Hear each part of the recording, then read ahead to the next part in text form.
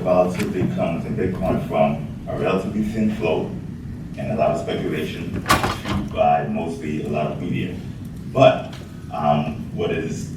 Who's doing the speculating, by the way? Do you have a sense? I mean, is it funds? Is it people? Is it? They're individual traders, tech-savvy traders. To my knowledge, a lot of funds are not at least publicly trading, speculating Bitcoin. They may be behind the scenes, but not to my knowledge. But if you take a look at Bitcoin, if you take the price of Bitcoin, run a standard deviation, you see volatility drop significantly after, I don't want to call it a bad actor, but a very poorly managed company collapsed, Mt. Gox. Mt. Gox, for I'd say a matter of months, if not a year, I actually published a price that was significantly higher than the average of all the prices of all the other major exchanges. That alone showed an opacity, a lack of transparency.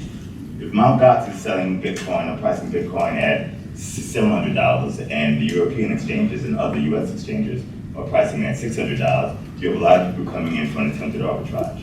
That price, such a wide price differential should alert everybody that there's a problem.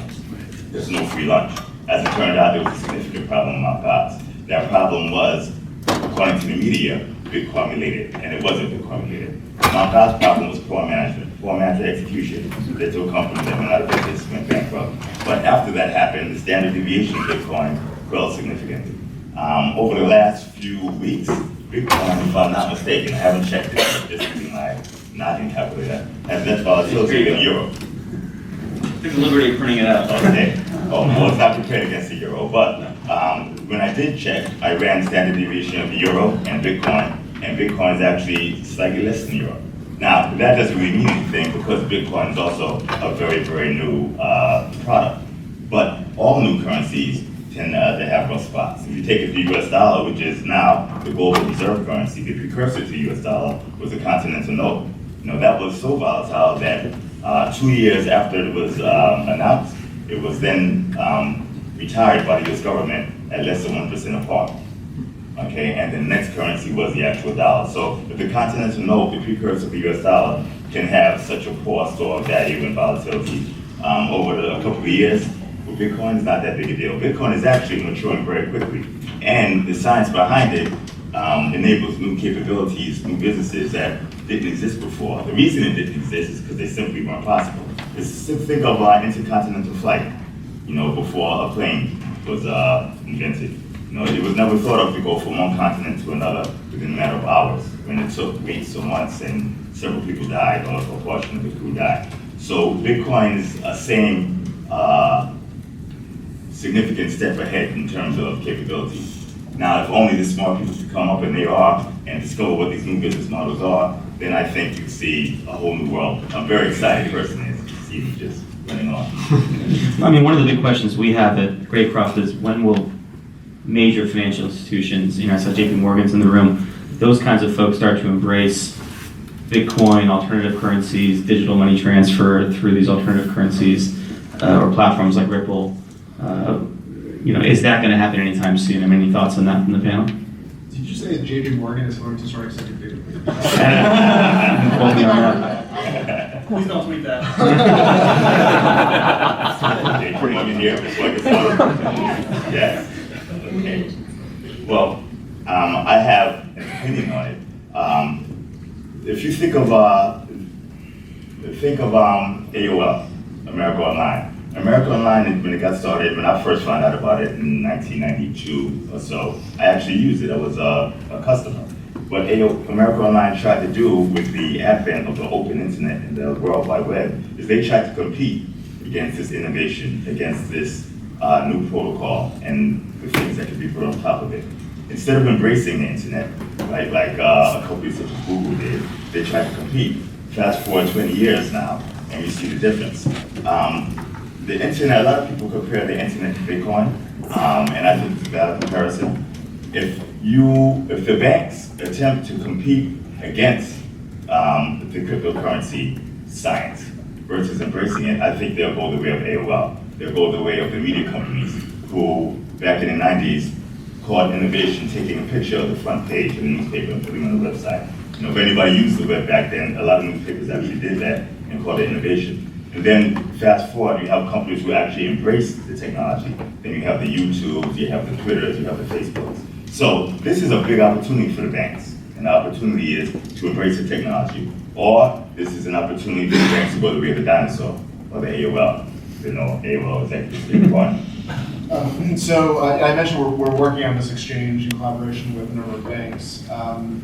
And so this is kind of what's happening in the financial services space right now, specific to Bitcoin. So on the institutional trading side, on the hedge fund side, it is correct that institutions are not putting money to work. What the principles are, the traders, the portfolio managers are starting to dabble personally. We've been having a lot of meetings with hedge funds who are looking at putting money to work, and a lot of these guys don't get out of bed if they can't put 25, 50 million to work. And so I assure you, you're going to tell when it starts happening. It's not happening yet. On the bank side of things, what's happened over the past 3-4 months is every single major bank that I'm aware of has created a working group, a task force, kind of a multi-discipline, multi-divisional kind of task force, whose job it is to figure out what the heck Bitcoin is and what the strategy is. They've all, generally speaking, kind of come up with, they've either done the final reports or they're kind of doing these updates to operating committees. And generally speaking, the conclusion is digital currency is not going away. I think it's kind of quite positive. They have determined where within the banks there's opportunities as well as risks. And generally speaking, the strategy is take a wait and see approach, as I think you would probably expect them to conclude. So I think it bodes well for Bitcoin in that you have now most of the major banks aware of it and understanding the opportunity risks. But you're not going to see, I don't want to speak for JP Morgan, but you're not going to see banks like that tomorrow launch Bitcoin trading desks or do anything until there's proper air cover and there's clear kind of regulatory guidance as to how their activities will be regulated. But it's going to happen. It is the conclusion from all of these groups at these banks is this is here to stay and it's going to create significant opportunities and risks to the business model.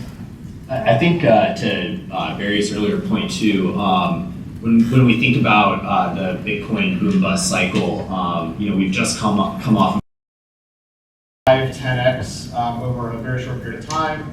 Then you'll see a correction down, let's call it 60-70%, new basis formed, and then rinse and repeat.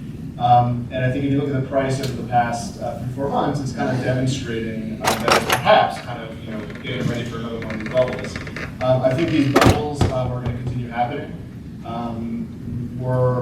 There's $5 billion in Bitcoin, and the exchange market is incredibly fragmented right now. We have kind of the dominant exchanges. You can move the market with a $3-4 million order. So I think, unfortunately, Bitcoin investing is not going to be for the faint of heart. You're going to see a lot of volatility, but I think over time, through more velocity and volume in the exchange market, more exchanges, derivative exchanges, we'll see that volatility go down over time. But it's not going to go down, in my opinion, anytime soon. Can I add to that? Of course. Volatility is driven by 3 main factors that are all missing from the Bitcoin market at the moment, from my perspective and from the perspective of more serious long-term fundamental investors. Number 1 is transparency.